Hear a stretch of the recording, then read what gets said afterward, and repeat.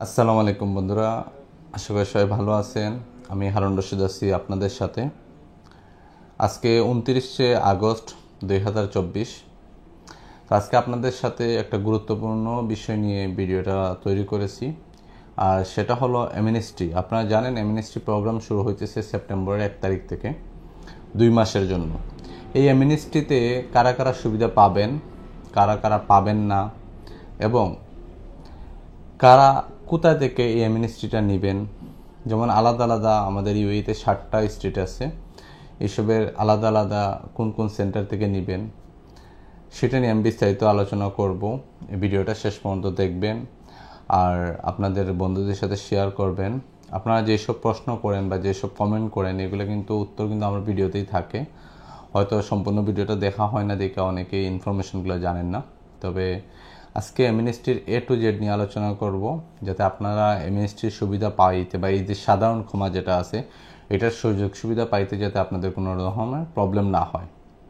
আপনারা অনেকেই আমার অফিস সম্পর্কে জানতে চান, তো সেটাও বলে দিই। আমাদের অফিস হলো আবু বক্কর আল সিদ্দিক মেট্রো স্টোর 2 নম্বর এক্সিটে, আর আমরা ভিসা সংক্রান্ত কাজ করি।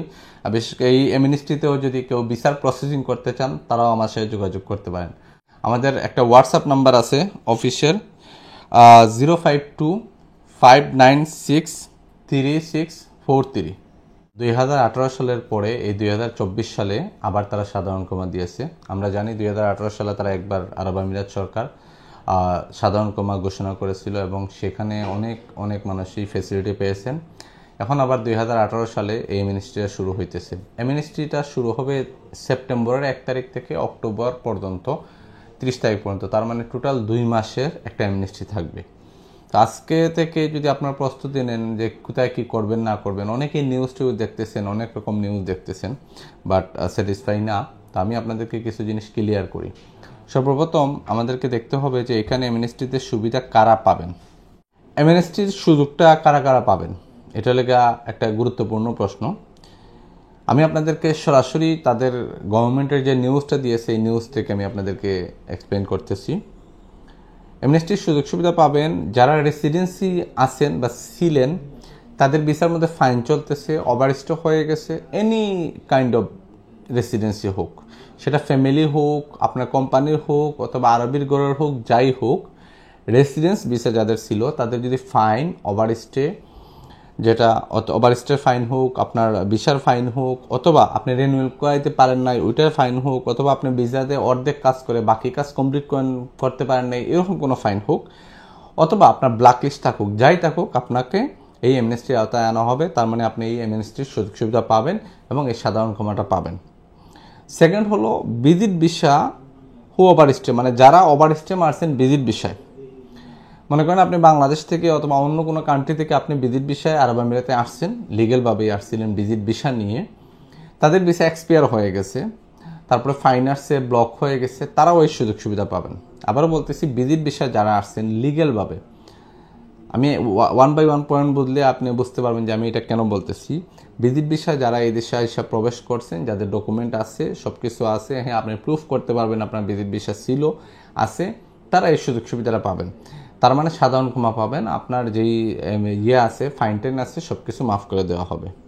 অনেকেই আছেন কোম্পানি থেকে পলাইয়া গেছিলেন, অথবা যে আপনি স্পন্সরের আন্ডারে আসছিলেন ওইখান থেকে পলাইয়া গেছেন, এটা অ্যাভেলেবেল কেস আছে। আমরা জানি যে কোম্পানিকে না বলে আপনি চলে আসছেন, অথবা আপনি স্পন্সর যে আরবাবের সাথে কাজ করতেন ওইখান থেকে না বলে চলে আসছেন, তারাও এই সুযোগ সুবিধাটা পাবেন। তো আমরা ক্লিয়ার হয়ে নেই, এমএনএসটির সুবিধা পাবেন যারা রেসিডেন্সি ওভারস্টে ফাইন আছেন তারা, যারা ভিজিট ভিসায় আসছেন ফাইন আছে তারা, সেকেন্ড হলো যারা কোম্পানি অথবা স্পন্সর থেকে পালিয়ে আসছেন তারা। এখন আসতেছে এই এমএনএসটির সুবিধা কারা পাবেন না। 2 রকম ক্যাটাগরির যেই মানুষ তারা এই রেসিডেন্সির সুবিধা পাবেন না। এর মধ্যে 1 নম্বর হলো যারা বর্ডার ক্রস করে আসছেন, সেটা অন্য কোনো কান্ট্রি থেকে আপনি ইলিগেলভাবে এখানে প্রবেশ করেছেন, সেটা হোক ওমান হোক বা অন্য কোনো কান্ট্রি থেকে হোক, যারা ইলিগেলভাবে এখানে এন্ট্রি করছেন তারা এই এমএনএসটির সুযোগ সুবিধা পাবেন না। তারা যেরকম বাংলাদেশে আগে যাইতেন বা নিজের দেশে যেরকম যাইতেন ওই রকমই যাইতে হবে। আর সেপ্টেম্বরের 1 তারিখের পরে, তার মানে এই 2 দিন পরে, 1 তারিখের পরে যারা ওভারস্টেতে আসবেন অথবা ইলিগেল হবেন এরাও এই সুযোগ সুবিধাটা পাবেন না। সো এই দুই ক্যাটাগরির মানুষ এই এমনেস্টির কোনো সুযোগ সুবিধা পাবেন না। এক নম্বর হলো যারা ওমান থেকে আসছেন এবং যারা 1 তারিখের পরে, সেপ্টেম্বরের 1 তারিখের পরে ওভারস্টেতে বা ব্লকে চলে যাবেন বা ফাইন আসবে, এরাই সাধারণ কমার কোনো সুযোগ সুবিধা পাবেন না। এখন এই সুযোগ সুবিধাটা আপনি কিভাবে নেবেন বা কোথা থেকে অ্যাপ্লাই করবেন? দুবাইতে যত আমের সেন্টার আছে সবাই এটার সার্ভিস দিবে। শুধুমাত্র আমের সেন্টারে গেলে হবে না, আপনার ডকুমেন্টগুলো আপনি আগে ঠিক করে নিয়ে যেতে হবে, দেন আপনি আমের সেন্টারে যাবেন, গেলে তারা সার্ভিস দিবে। অথবা দুবাইতে যারা আছে, শুধুমাত্র দুবাইয়ের ভিসা যারা আছে, দুবাইয়ের সার্ভিসেস নিতে চাইতেছেন, তারা আমের সেন্টারের সাথে যোগাযোগ করলে এটা হবে এবং আল আউইর ইমিগ্রেশনেও আপনাদের কাজ হবে। তবে আমাদের ধারণা যেই সব কাজ আমের সেন্টার কমপ্লিট করতে পারবেন না তাদের জন্যই বেশিরভাগ ইমিগ্রেশন সার্ভিসগুলো পাবেন। কারণ এখন আপনারা জানেন দুবাই সিটিতে দুবাইতে যারা আছেন তারা ইমিগ্রেশনের সব কাজ করতেছে, লেবারের সব কাজ করতেছে, তাহসিলগুলা। তো আপনারা মোটামুটি আমের সেন্টারে যদি যান তাহলে পাবেন। আমের সেন্টার, আল আউইর ইমিগ্রেশন এবং পাশাপাশি আপনারা যে ডিআরএফও কিন্তু এই সুযোগ সুবিধাটা পাবেন। তারপরে আবুধাবি আলাইনের অনেক বাইরে আছেন, তারা আল শাহামাতে যে ইমিগ্রেশন আছে ওইখানেও পাবেন, এন্ড আল দাফরা যে জায়গাটা আছে ওইখানে, তারপরে সোহানে পাবেন, আল মাকাম, এই সব জায়গার মধ্যে ইউএর যে ইমিগ্রেশন সেন্টারগুলো আছেন, আপনারা যে যে স্টেটে আছেন ওই স্টেটে আপনারা আপনাদের এই সুযোগ সুবিধাগুলো পাবেন। পাশাপাশি আইসিপির যে সেন্টারগুলো আছে, আইসিপির সেন্টারেও কিন্তু আপনারা এই সুযোগ সুবিধা পাবেন। আর বর্তমানে যে আপনাদের 1 তারিখ থেকে এই সার্ভিস পয়েন্টগুলা সকাল 7টা থেকে রাত্রে 10টা পর্যন্ত খোলা থাকবে। তার মানে আপনি যে কোনো দিন চাইলেই সকাল 7টা থেকে 10টার সময় গিয়ে এর ভিতরে গিয়ে কিন্তু আপনার কাজ করতে পারবেন। বিশেষ করে যারা দুবাইয়ের বা আশেপাশের যারা আছে তারা আলাউইর এবং আমের সেন্টারের সুযোগ সুবিধা নিতে পারেন। আর পাশাপাশি আপনারা আবুধাবি আলাইন তারা যারা আছেন তারা সোয়ান আছে, তারপরে আল শামা আছে, এইসবে গিয়ে যোগাযোগ করতে পারেন। এখন আসতেছি যে আপনাদের ডকুমেন্টের ব্যাপারে বা ব্লক লিস্টের ব্যাপারে অনেকে এই প্রশ্নটা করছেন। আপনার any kind of block list থাকুক, যদি ভিসাতে থাকে, যেমন আপনি আপনার স্পন্সর থেকে পালিয়ে গিয়েছিলেন, আপনার স্পন্সর আপনাকে ব্ল্যাক লিস্টে ফেলে দিয়েছে, আপনার কোম্পানি আপনাকে ব্ল্যাক লিস্টে দিয়ে দিছে, আপনি যে কোম্পানি বিদেশ বেশি আসছেন ব্ল্যাক লিস্টে দিয়ে দিছে, সবাই এই এমএনএসটি সুবিধা পাবেন। হ্যাঁ, সেটার প্রসেস হইতে পারে যে ব্ল্যাক লিস্টটা উঠানোর জন্য আপনাকে আবেদন করা লাগতে পারে, তারা যে সার্ভিস সেন্টার আছে তারা এটা করবে। এখন আসতেছি আমাদের কাছে আপনারা কোন সুযোগ সুবিধা পাবেন। আমরা আপনাদেরকে জাস্ট গাইড করতে পারবো, যেহেতু এই এমএনএসটিটা ইমিগ্রেশন করতেছে বা আমের সেন্টার করতেছে, আমরা ইনশাল্লাহ গাইড করতে পারবো।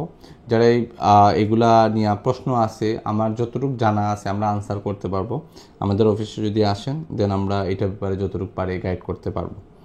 এখন আপনারা যদি এই মিনিস্ট্রি নেন তখন দেখা যাবে তারা আপনাদেরকে ভিসা দিবে নাকি অন্য কোনো ওয়ে দিবে। হয়তো এমন হইতে পারে তারা আপনাকে একটা সময় নির্ধারণ করে দিবে যে আপনারা এই সময়ের মধ্যে এটা করেন। এখন এই রুলসের মধ্যে তারা আরেকটা কথা বলছে যে আপনি চাইলে স্ট্যাটাস চেঞ্জ করতে পারবেন, আর না হয় আপনি দেশে যাইতে পারবেন কোনো রকম ব্ল্যাক লিস্ট অথবা ব্যান ছাড়া। তার মানে এই মিনিস্ট্রি আন্ডারে আপনারা যারা পড়বেন, যেমন ওভারস্টে ভিজিট ভিসা যারা আছেন এবং রেসিডেন্সি ওভারস্টে যারা আছেন, তারা যদি এই টাইমের ভিতরে দেশে যেতে চান এক্সিট পেপার নিয়ে এবং এক্সিট পেপার যদি নিয়ে যান তাহলে তারা আপনাকে আবার নেক্সট টাইমে নর্মালি আপনারা আসতে পারবেন। আর ভিসা খোলার ব্যাপারে কিন্তু এখানে কোনো কিছুই বলা হয় না, কারণ ভিসাটা খুলবে কিনা না সেটা ডিপেন্ড করতেছে নেক্সটে। যদি দেখা যায় এমএনএসটি চলাকালীন সময় ভিসা খুলে আমাদের বাংলাদেশি ন্যাশনালিটির, তাহলে কিন্তু আপনার এই যেই অবস্থায় আছে এই অবস্থা থেকে আপনি ভিসা পরিবর্তন করতে পারবেন। যাদের পাসপোর্ট হারিয়ে গেছে অথবা কোম্পানির কাছে রয়ে গেছে, এরকম যদি কোনো লোক বাংলাদেশে যাইতে চান এই এমএনএসটির আন্ডারে, আপনি এখানে ভিসা ছিলেন কিন্তু এখন অবৈধ হয়ে গেছেন, তারা যদি এই এমএনএসটিটার কাজে লাগাতে চান সেক্ষেত্রে আপনারা এমবেসিতে যোগাযোগ করবেন, তাদের যেসব ডকুমেন্ট লাগে এইসব নিয়ে দিবেন, দেওয়ার পরে তারা আপনাকে একটা ট্রাভেল পারমিট দিবে অথবা এক্সিট পারমিটের পেপার যেটা ট্রাভেল পারমিট বলা হইতেছে, ওই ট্রাভেল পারমিট দিবে পাসপোর্টের পরিবর্তিতে, যেহেতু আপনার পাসপোর্ট নাই। এটা নিয়ে যখন আপনি ইমিগ্রেশনে যাবেন, ইমিগ্রেশনে যাওয়ার পরে তারা আপনার ফিঙ্গার দেখে সুন্দরভাবে আপনাকে দেশে যাওয়ার ব্যবস্থা করে দিবে। পরবর্তীতে যদি আপনি আসতে চান আপনি আপনার পাসপোর্ট বানিয়ে সুন্দরভাবে আসতে পারবেন, এতে কোনো বাধা বিপত্তি নেই। এখন আপনাদের প্রশ্ন থাকতে পারে যে ভাই ভিসা যদি না খোলা থাকে তখন কি করা যাবে। দেখেন, যদি তারা এই এমনেস্টি আমাদের সবার জন্য দিছে, যদি তারা ভিসা না খুলে দেন রাইট জিনিস হলো কি আপনি এমনেস্টিটার সুবিধা নিয়ে সুন্দরভাবে দেশে চলে যাওয়া। এবং নেক্সটে যখন তারা ভিসা খুলবে তখন আবার লিগেলভাবে আসা। আর যদি ভিসা খুলে দেয় তখন আপনি এখন থেকে সার্চ করে রাখেন আপনি কোথায় ভিসা করবেন। দেখেন এই যে একটা সময়, এটা 5 বছর 7 বছর পরে একবার আসে। আপনাকে একটা রাইট পারসন বাইর করতে হবে, একটা রাইট কোম্পানি বাইর করতে হবে আপনার ভিসা লাগানোর জন্য।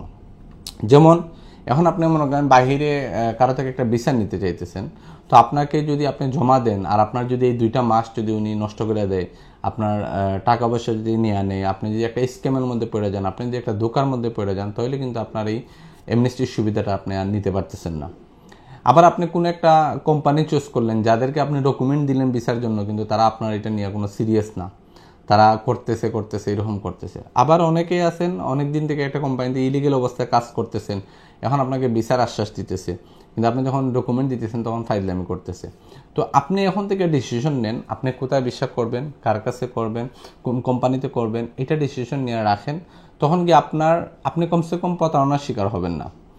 আর যদি আপনার কোনো এক্সপিরিয়েন্স থাকে জবের, আপনারা তো অনেকে কাজ করছেন অনেকগুলা, তাহলে ওই রিলেটেড কোনো কোম্পানির সাথে কথা বলেন যে আমি যদি এমএনএসটির সুযোগটা আমি নিতে পারি, দেন আমাকে ভিসার ব্যবস্থা করে দিও যদি ভিসা খোলা থাকে। সো আপনাদের কাছে আমার এটাই অনুরোধ থাকবে এমএনএসটিকে কাজে লাগান। কারণ পিছনে আমরা দেখছি 2018 সালে যখন এমনেস্টি দিয়েছে, এমনেস্টি দেওয়ার পরে অনেক মানুষ পাগল হয়েছে, ভাই আমি এই সুবিধা পাবো কিনা না। এখনও পর্যন্ত আমাকে কমেন্ট করা হয় যে ভাই আমরা কেউ এমনেস্টি পাবো কিনা না। তো এটা তো একটা বুকামি বলা যায়। তো এখন যেহেতু আমাদের একটা এমনেস্টির সুযোগ সুবিধা আসছে, আমরা চাই যে এটা সবাই কাজে লাগান। কাজে লাগাইলে কমসে কম তো অবৈধ থেকে বৈধ হতে পারবেন। এখন নতুন যারা আসছিলেন এই 1-1.5 বছরে, তারা কিন্তু খুব একটা অবৈধ হন নাই, কিন্তু আগে যারা ছিলেন তাদের বিভিন্ন কোম্পানির প্রবলেমের কারণে অবৈধ হয়ে গেছেন। এখন আপনারা ভাই এনি ভিসা লাগান, ওইটা আমার বিষয় না। আপনারা চায় বিজনেস করেন আর আপনারা চায় কোম্পানিতে জব করেন, তবে বৈধ হন। আর যদি কোনো ভিসা না লাগাইতে পারেন, তাহলে আমার অনুরোধ থাকবে এমনেস্টির সুবিধাটা নিয়ে সুন্দরভাবে দেশে যান। যাওয়ার পরে 5 মাস 6 মাস 2 মাস অপেক্ষা করেন, যখন গভর্নমেন্ট ভিসা খুলবে ইনশাল্লাহ যদি খুলে আপনারা আবার সুন্দরভাবে আসতে পারবেন। কিন্তু আপনারা যদি এখন এই সুযোগ সুবিধাটা না নেন, ভিসা খুলুক আর না খুলুক, যদি না নেন এই সুযোগ সুবিধাটা, তাহলে কিন্তু আবার 5-7 বছর অপেক্ষা করতে হবে। গভর্নমেন্ট কখন দিবে না দিবে এটা কেউ জানে না। তো আপনাদের এই যারাই যেখানেই করবেন না কেন, আমার মনে হয় এইসব জিনিসগুলো বিশৃঙ্খলা না করে যেখানেই করেন, আপনারা যেই সেন্টারে যান, আলাউরিন যান আর জিডিআরএফে যান, আর আপনারা যে জায়গায় আছেন ওইখানের যে সেন্টারেই যান, অথবা আপনার আমের সেন্টারে যান, বিশৃঙ্খলা না করে সুন্দরভাবে যাতে বাংলাদেশিদের যাতে কেউ খারাপ না বলে, আমরা যেখানেই যাব একটা লাইন একটা শৃঙ্খলার মধ্যে তাদের একটা ইউইর যে ল আছে সেটাকে একটা রেসপেক্ট করে সুন্দরভাবে যাতে আমরা এই সুযোগ সুবিধাগুলো নিতে পারি। আর যেহেতু 2 মাস সময় আছে, আপনার 1 দিন আর 2 দিনে সব কিছু শেষ হবে না, আস্তে আস্তে আপনার কাজগুলো করতে পারবেন এবং আন্ডার প্রসেসে যে কাজগুলো থাকবে এগুলো ইনশাল্লাহ শেষ হবে। সো আপনারা যারা এইসব নিয়ে প্রশ্ন করছিলেন, আশা করি উত্তর পেয়ে গেছেন। ইনশাল্লাহ যদি ভিসা খুলে সেই ব্যাপারে আপডেট দিব, আর এমনেস্টির ব্যাপারে আরও যদি কোনো আপডেট আসে আমি আপনাদেরকে দিব। আজকে অলরেডি আপনাদের যেই প্রশ্নগুলো ছিল সেগুলো আনসার পেয়ে গেছেন। বিশেষ করে যারা ভিজিট বিষয়ে ওভারস্টে হয়েছেন তারা অনেক বেশি প্রশ্ন করেছেন। আলহামদুলিল্লাহ এখন ভিজিট বিষয়ের ওভারস্টেও ফাইন মাফ, সব কিছু মাফ। সো আপনারা আর এখন থেকে টেনশন নেবেন না। আর 1 তারিখের পর থেকে যতটুকু পারি আমি সহযোগিতা করব আপনাদেরকে। আমার এখানে যদি আপনারা আসেন, কমসে কম আর কিছু না পারি ইনফরমেশন দিতে পারবো। আর ভিসা সংক্রান্ত যে প্রসেসিংগুলো সেগুলো আমরা করতেছি, চাইলে আমাদের কাছ থেকে এই ভিসার প্রসেসিংগুলো আপনারা করাইতে পারবেন ইনশাআল্লাহ। সবাই ভালো থাকবেন, সুস্থ থাকবেন। আল্লাহ হাফিজ।